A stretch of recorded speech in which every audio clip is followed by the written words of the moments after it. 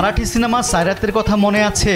ওই যে নিম্নবর্ণের এক ছেলের সঙ্গে ধনীর মেয়ের প্রেম হয়, নানা বাধার মুখে পড়ে গ্রাম ছাড়তে বাধ্য হয় তারা, শুরু হয় নতুন জীবন, তারপর শেষ পরিণতি দেখে কেঁপে ওঠে দর্শকের হৃদয়।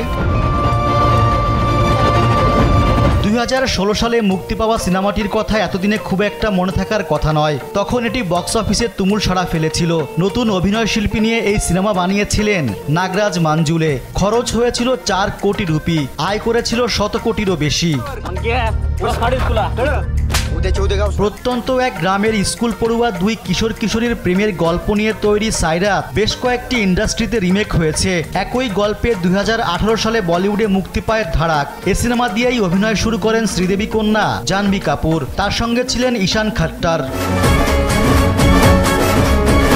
নতুন খবর হলো 6 বছর পর আসছে ধাড়াকের সিকুয়েল। তবে এতে জাহ্নবী কিংবা ঈশান কাউকেই দেখা যাবে না, এমনকি পরিচালকও বদল হয়েছেন। इंग्लिश गाना गा के सुना। দ্বিতীয় কিস্তিতে জাহ্নবীর বদলে এসেছেন অ্যানিমেল খ্যাত অভিনেত্রী তৃপ্তি ডিমরি। তার নায়ক হিসেবে ঈশানের জায়গায় দেখা যাবে সিদ্ধান্ত চতুর্বেদীকে। ধাড়াক পরিচালনা করেছিলেন শশাঙ্ক খৈতান। ধাড়াক 2 বানাচ্ছেন সাজিয়া ইকবাল। এটি তার প্রথম সিনেমা। আগামী 22 নভেম্বর প্রেক্ষাগৃহে মুক্তি পাবে ধাড়াক 2। সিনেমার মোশন পোস্টার প্রকাশ করে এমনটি জানিয়েছেন প্রযোজক করণ জোহর।